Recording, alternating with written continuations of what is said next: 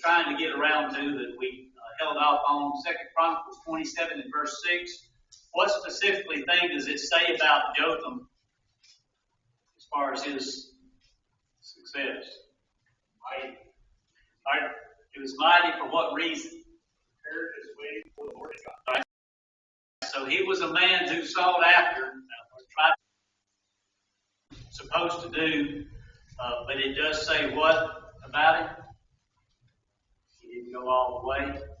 So he's similar to most of all of them that we've read about so far, in that he prepared his way and it was a success to him, but he did not go all the way in doing that. Now, if you will, turn back to 2 Kings chapter 16, verse number 1, question number 2.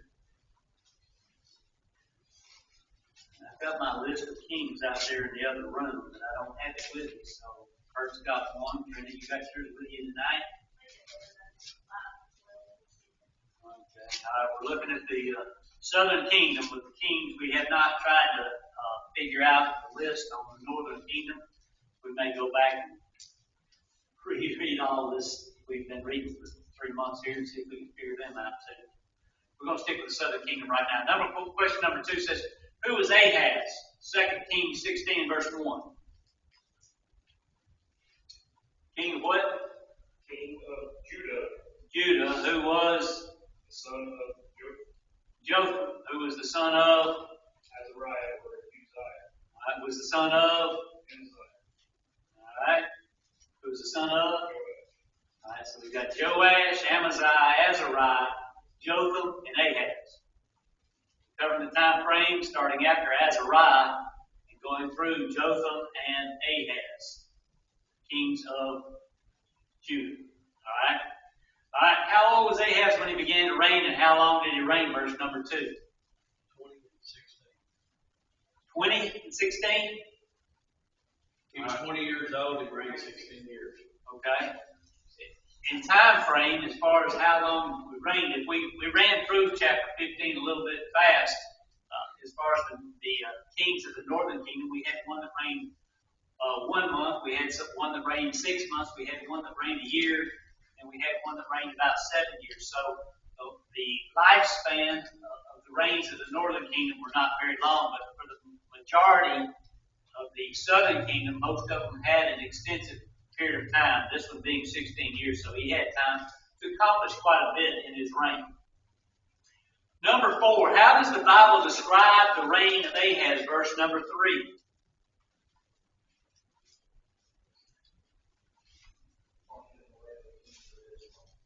Alright, if you say that you walked in the ways of the king of Israel, if the Bible says that, how is that describing you?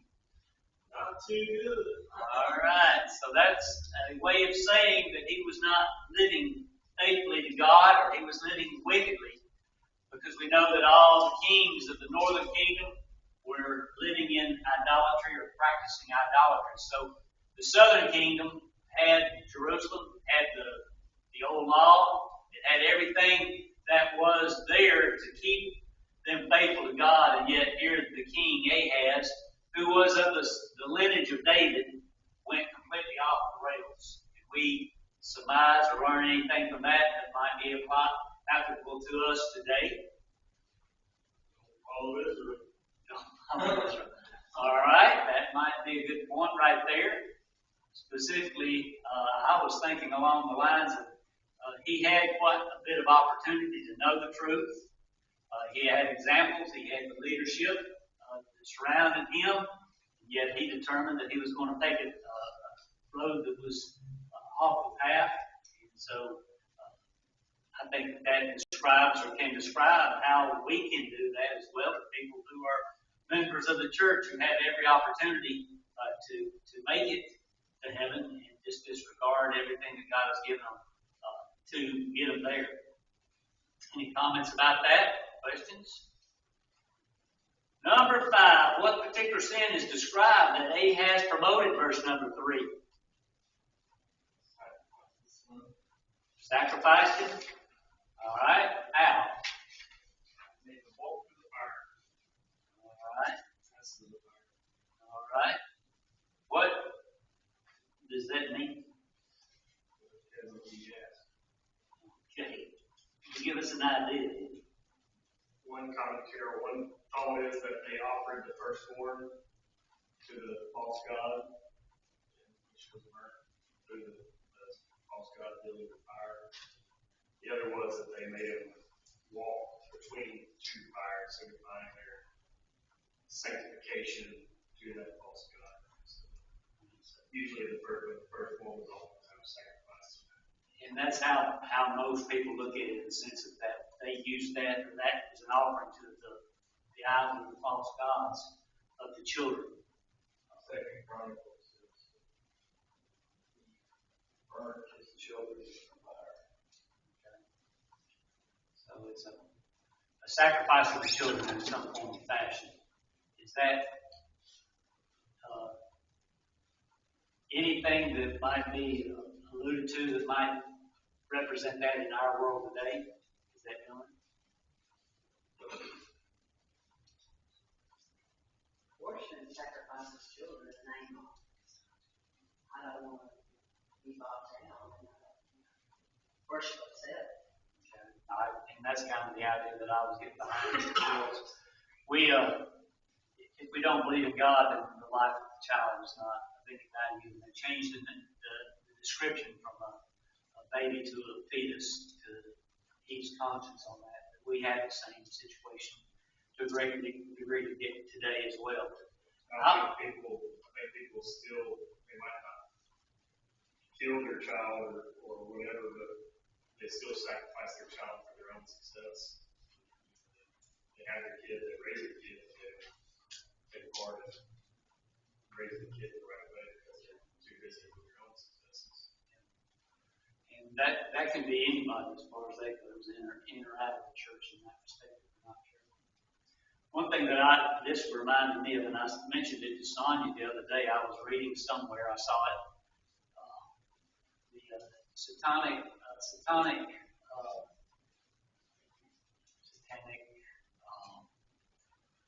church is what they're calling it. Did you see that? Where they are now doing abortions, setting up places for abortions in the name of that religion, so that they can use it to bypass the First Amendment.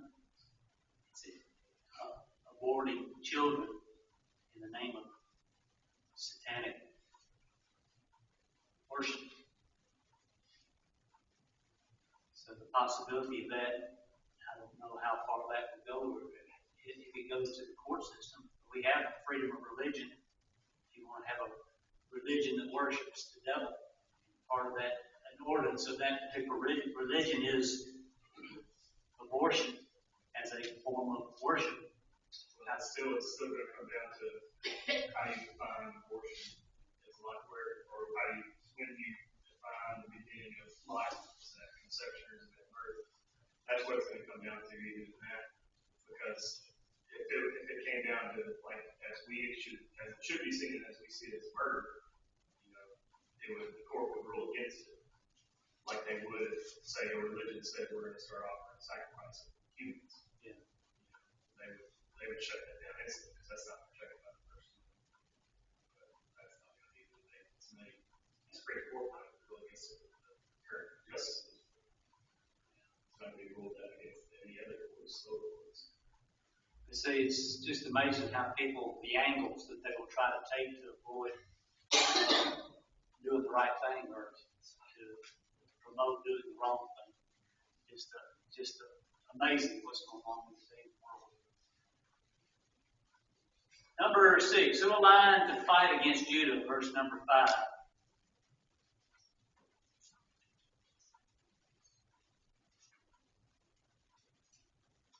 Syria and Israel.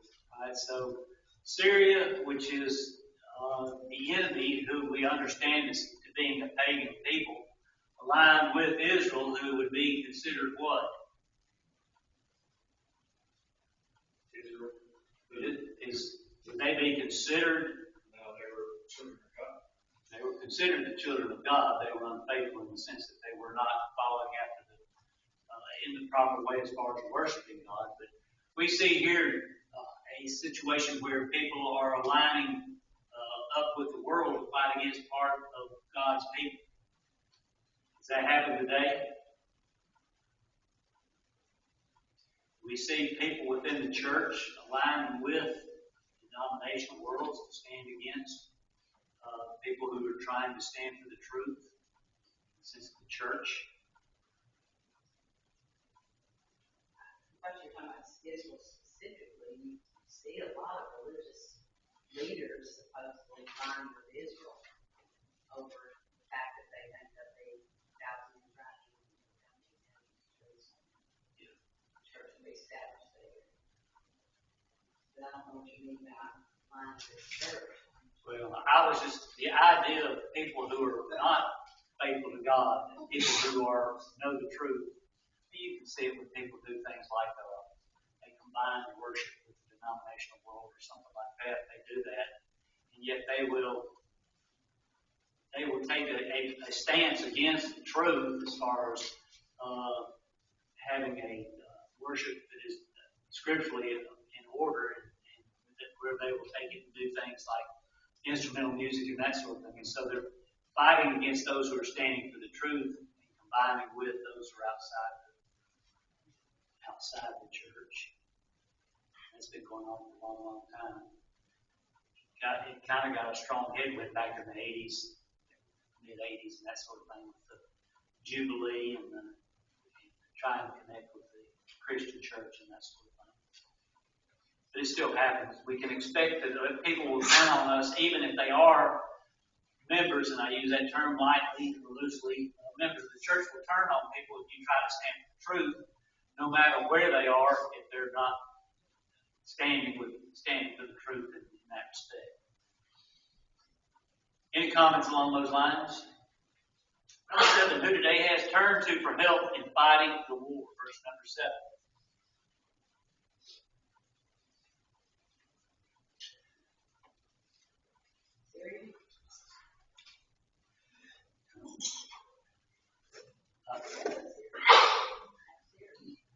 All right, what's the name of the king? Go ahead, everybody say it all together now.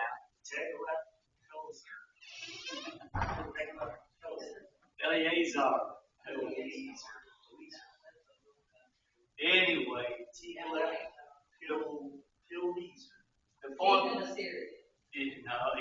the king of Assyria, Tiglath-Pileser. Is that close enough? All right, so we're going to go with it anyway. The point being this: he turned to a heathen king for support in fighting against his enemies. Does the Bible make any mention of him, including God, in this particular effort to try to fend off his problems or his enemies? No mention is made of it. How does he go about to try to encourage the king of Assyria to help him out? All right, so he took those things that were dedicated to God and bought help, missiles, arrows, whatever you want to call them in that day and age, to fight his wars. He sacrificed his relationship with God and the honor that had been given for God to take care of his physical problems there, and turned his back on God altogether. It didn't make any difference. Who do we turn to when we're in trouble? Do we turn to God? Or do we try to find reinforcement or encouragement or help from those who are outside the church? Those who are not affiliated with the truth? Where do we find our strength, or where do we try to find our strength to make our stands when we're tempted, when we're tried, or when we're brought into problems? He didn't see any point in going to God for help. He turned straight to the world. And sometimes we can say that people do that as well within the church. Rather than going to God, they go to the world, and the answers that the world tries to provide for our problems, whatever problems they may be, and all of them. Having a big discussion this weekend about that. People in the church not bearing one another's burdens. Like the last place you want to, people won't show just to somebody in the Lord's church to talk about their problems. Maybe they don't know. So they turn to everybody worldly, but they'll understand, or to a worldly psychologist. They could be over, it's just be successful in our time because we're not fulfilling that on the other end either. Being willing to listen and care one another in that regard. You basically are saying then that you believe that the church has barriers amongst themselves as far as dealing with problems in their lives. Why do you think that's so? Trust, faith, and we're all struggling with our own demons and trust levels. We don't have faith in God.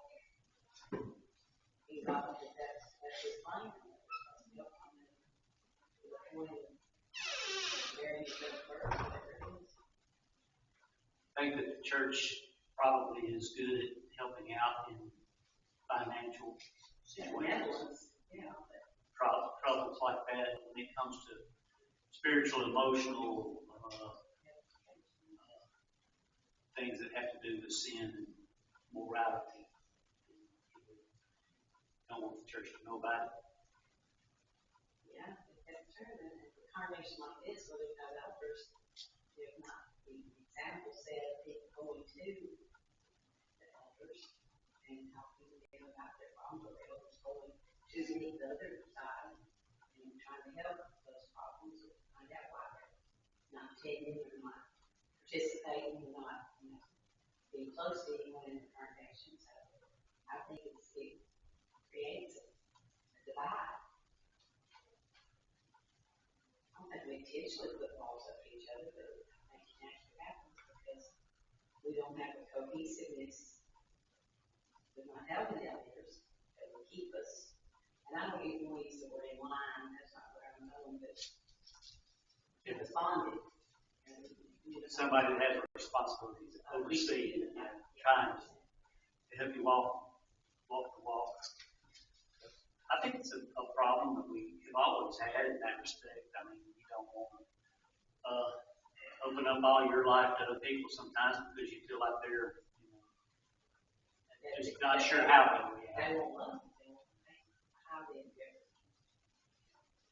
It's a difficult situation there. I went off on it, but it was just something that made me think how we try to solve our own problems and don't reach out to each other.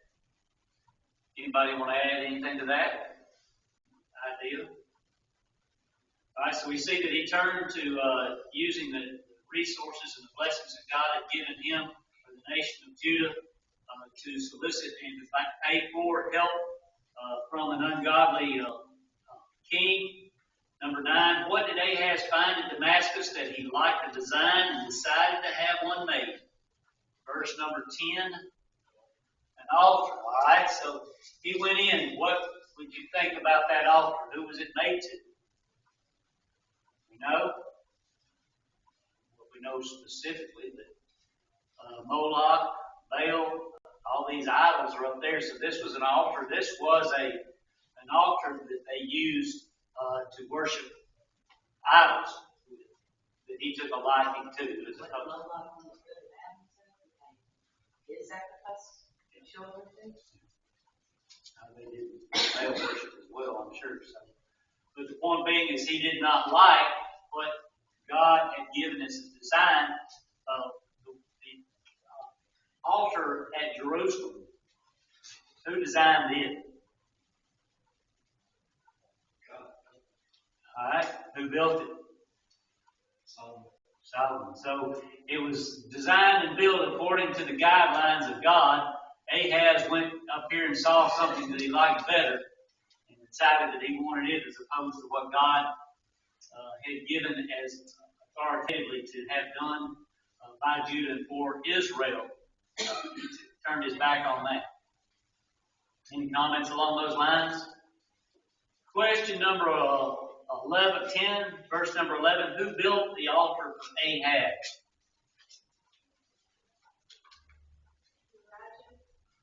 All right, who was Elijah? All right, he was the high priest or the priest that served during the time frame of Ahaz. All right, now I asked the question, who was the high priest before Elijah? You can find that in 2 Chronicles 16 through 18.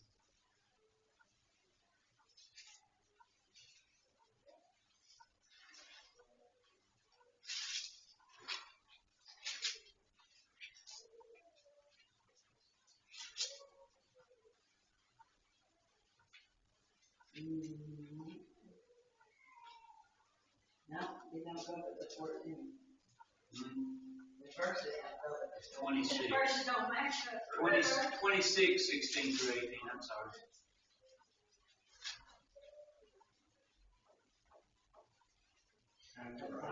Azariah. All right, so Azariah was the priest before him who served with Ahaz, his father. All right, so Elijah builds the altar for Ahaz. In 26, 16 through 18, we have the story of Uzziah wanting to offer sacrifice. What did Azariah do to him? Remember? All right, him and 80 other priests got together and says, that's not your responsibility. That's not your, you don't have the authority to do that. They withstood him. He got mad, and what happened to him? He became leprous, and he had to live in a separate house away from the rest of Israel for the rest of his life because of that. Now we come one generation, and just a short time later, and now we have the high priest and another king. And this other king says, all right, so I want this particular altar. And then he takes and does what on that altar? Sets it before the temple. And he goes and he offers sacrifice on that altar.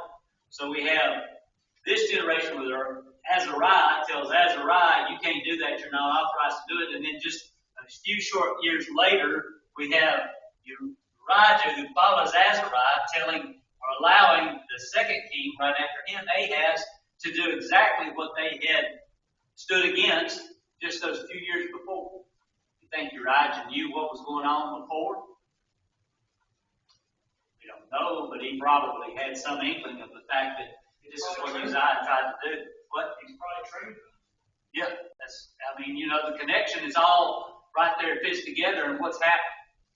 Just right there on the spot, they're turning right around and allowing these things that had been forbidden just a few short years before.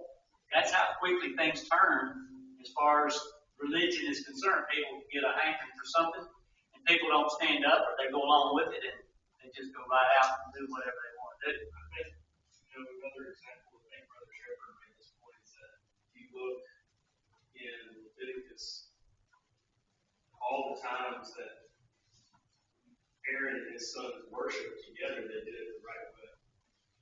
The first time that Aaron wasn't a part of the worship, the sons did what?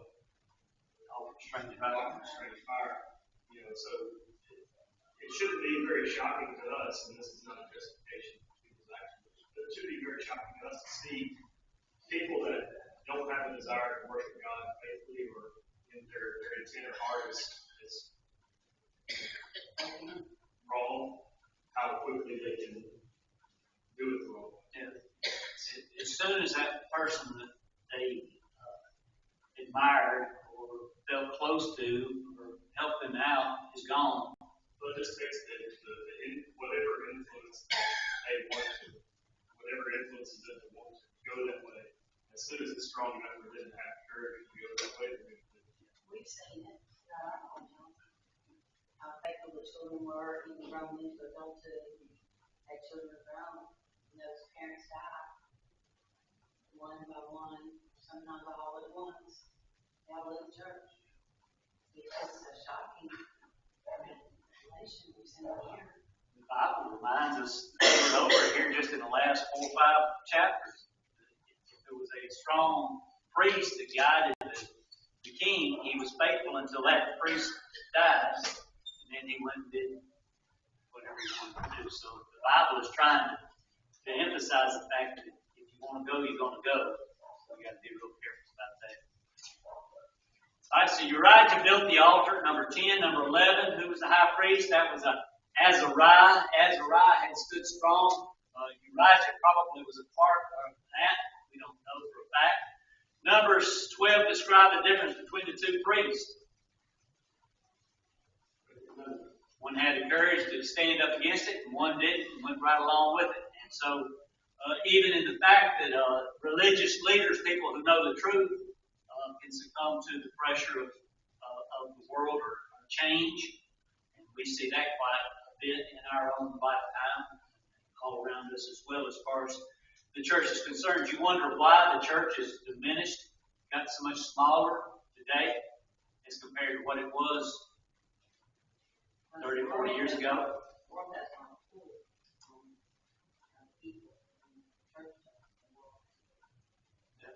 Well, yeah, they're going to denominational worlds, a lot of them, denominational churches today. I mean, it's the same difference in this respect, going to idolatry.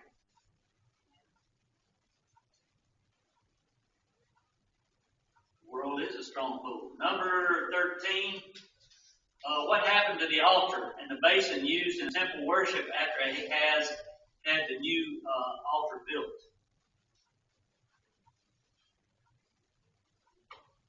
The one that Solomon built. What happened to it?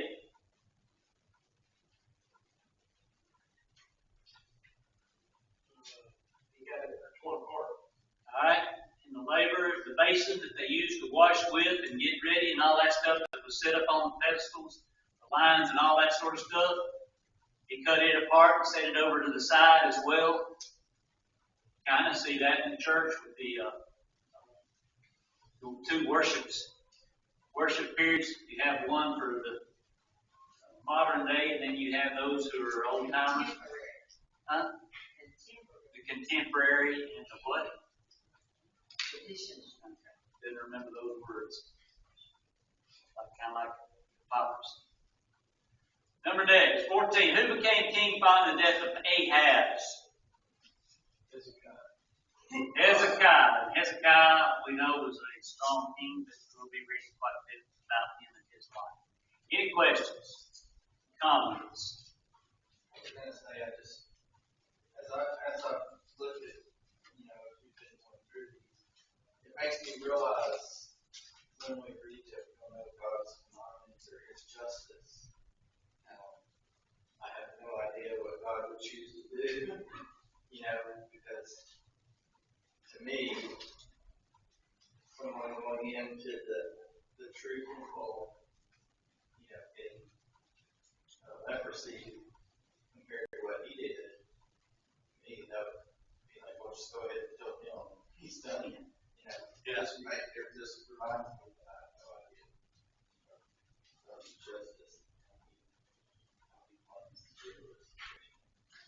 It's kind of interesting along those lines. Ahaz saw him living out as a leper for what he did, and yet he went so much further in respect. Howard Barnes calls Ahaz the worst of all the kings of Judah.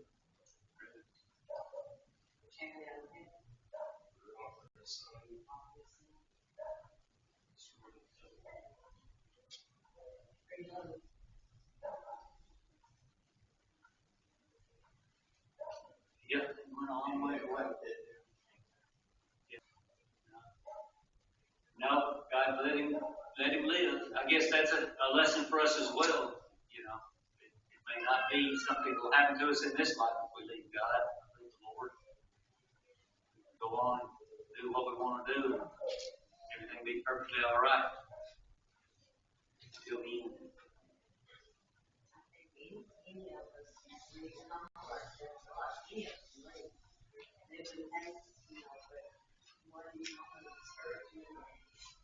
And we can raise our children as possibly can in the word and everything. And we cannot be off for that. That's it. Because I won't have to suffer like maybe I'll finish right at the next meeting. How does those So it went Uzziah or Azariah, Jotham, and then Ahaz. So Uzziah was his grandfather. was his great grandfather, David.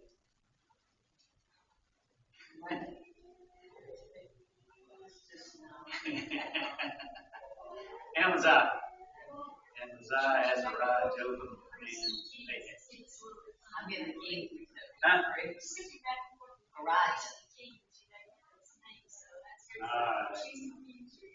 Yeah. Uzziah and Uriah.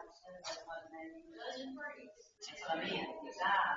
How do you say the wrong name? Uzziah and Azariah are the same person. Oh. Azariah and Azariah lived at the same time. One was a king and one was a priest. So see, that's what I'm saying. Well, I'll get back on that list. There's chronological order. He hasn't laid out a time maybe for a minute to challenge.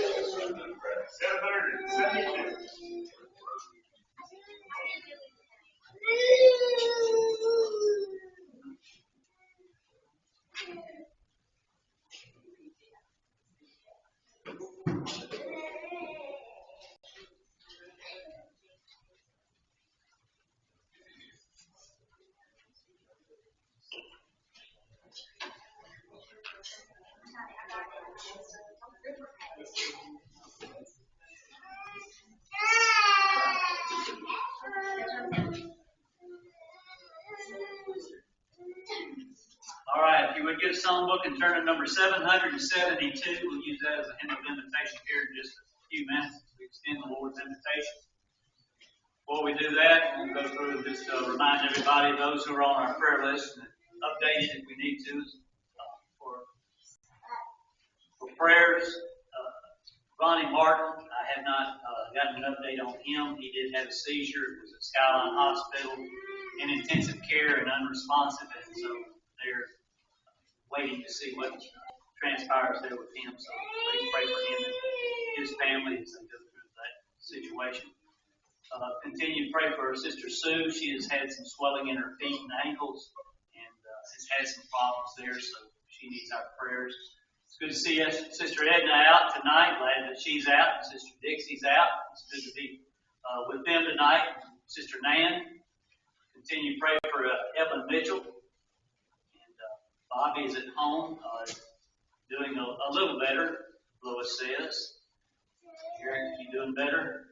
A bit? Yes. Good. Continue to remember Bobby's sister, Kim Bennett, and Lois's mom, Ramona Bell.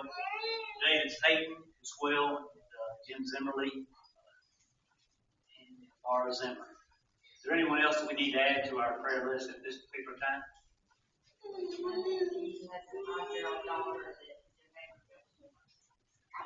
Pneumonia, 5 years old. What's her name?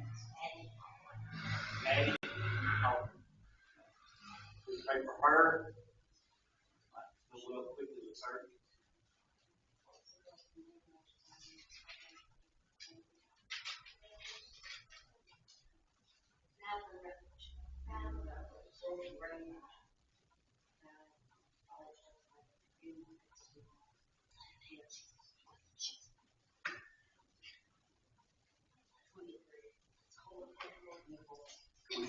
4 years old. What was her name? Madeline Rutledge. She's big young. She's big young.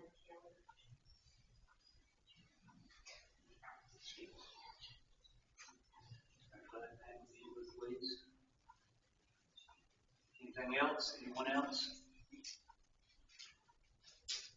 Okay, we will be getting together Sunday, Lord's Day, for Bible study and worship. We'll be here for that, and if you can, bring somebody with you.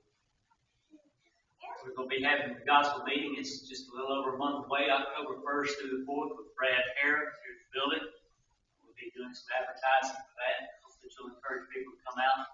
He's really an excellent speaker, has a lot of good knowledge as far as the difference between what the world says about the history of the world and things that have happened with dinosaurs, the flood, and that sort of thing.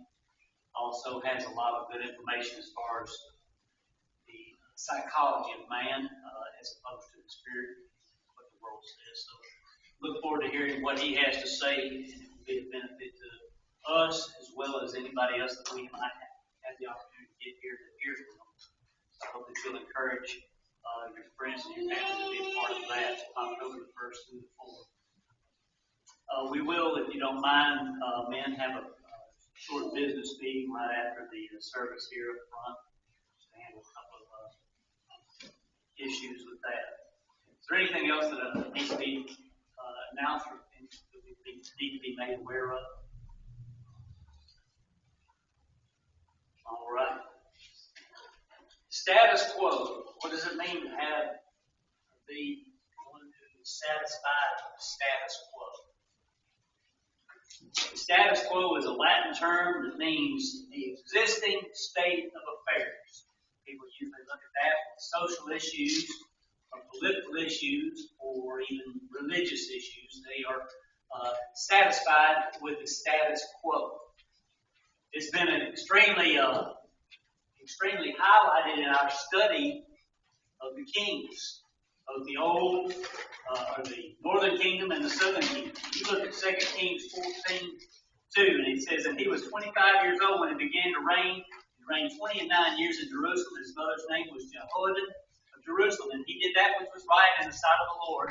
Yet, not like David his father, he did according to all the things that Joash his father did. Then you go down and you look at chapter 15. 16 years old was he when he began to reign, and he reigned 250 years in Jerusalem. His mother's name was Jehoiada of Jerusalem, and he did that which was right in the sight of the Lord, according to all that his father Amaziah had done. Save the high places were not removed, and the people sacrificed burnt incense still on the high places. And you could go on and on and on with all these kings, and it would say he did just like his father did, except for. Then you turn to the northern kingdom, and it says in 2 Kings 15, verse 8, in the 30th and 8th year of Azariah, king of Judah, did Zechariah, the son of Jeroboam, reign in Israel, in Samaria 6 months, and he did that which was evil in the sight of the Lord, as his fathers had done. He departed not from the sins of Jeroboam, the son of Nebat, who made Israel to sin. And you look at chapter 15, in the 9th and 30th year of Azariah, king of Judah, began Menahem, son of Gadai, to reign over Israel. He reigned 10 years in Samaria, and he did that which was evil in the sight of the Lord. He departed not from all his days from the sins of Jeroboam, the son of Nebat, who made Israel to sin. You see a pattern here? People are satisfied with the status quo. From one generation or one group of people to the next group of people, the next group of people. You have two distinct patterns here. The northern kingdom, they were satisfied with not having God at all in their lives. They didn't want to change, and they just kept doing the same thing over and over and over. Never changing. You look at the southern kingdom, Judah, what did they do? They got close to God. They got close to doing what was right, and they were satisfied with that. And so every generation after that needed to do the same thing. They would get close to God, but would not go and make a total commitment to get there. Not make the change. So we see that people who are completely out of the way don't want to change. And there are people who are close to God or getting close to God who don't want to change to make a full commitment. They're satisfied with where they're at. They're satisfied with the status quo. Are we satisfied with the status quo? Are we comfortable with where we are as far as our relationship with God? Now, there are two things, generally speaking, that people will cause people to make a change. One is inspiration, and the other is desperation. People will not make a change if they're comfortable. There has to be something that sets their mind towards wanting to make a change. We can see what inspires people to make a change, spiritually speaking. Hebrews 12 and verse 2, it says, looking unto Jesus, the author and finisher of our faith, who for the joy that was set before him endured the cross, despising the shame, and is set down at the right hand of the throne of God. Looking at Jesus Christ, looking at all that he went through and all that he did, should inspire us to make a change in our life if we need to make a change. But then we look on the other side of desperation. And desperation can cause us to change when we understand the hopelessness of sin and what it will cause us to have to endure in eternity. Luke 18 and verse 13, there the publican said, standing afar off, and would not lift up so much as his eyes unto heaven, but smote upon his breast, saying, God, be merciful unto me, a sinner.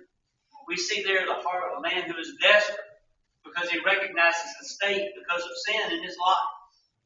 And he begs for the mercy of God to make a change. Are you comfortable with the status quo?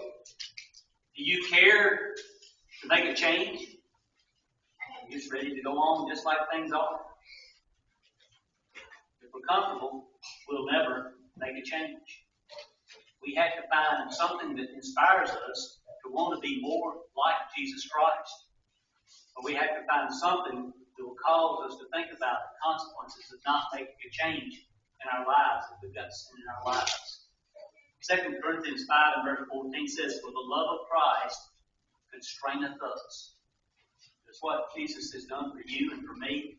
Make you want to change and do better in your life. I hope that it does. If you know that something's wrong, you're not a Christian, I hope that it will constrain you to become a child of God, to be obedient to what Jesus said to do. You're not a faithful child of God. I hope that you will be inspired by Christ, recognize the penalty of death for sin, make a change.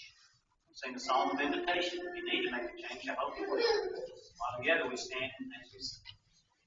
Why do you wait till right? Oh, why do you tarry so long? Your Savior is waiting to give you a place in His sanctified throne. My God, my God, come to Him now. My God.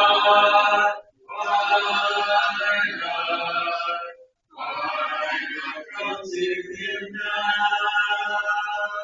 Why do you wait, dear brother? The harvest is passing away. Your Savior is longing to bless you. There's danger and death in delay. My God, my God. Come to Him now. My God, my God.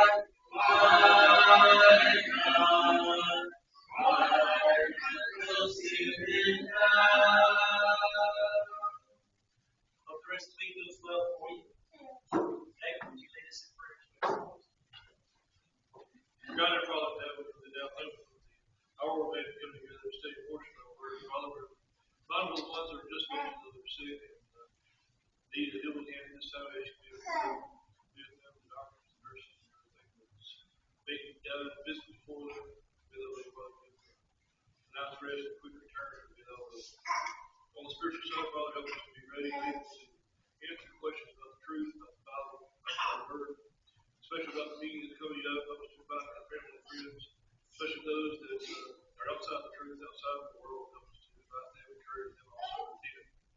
Father, this congregation, you bless us and keep us all in your care. This easiest thing.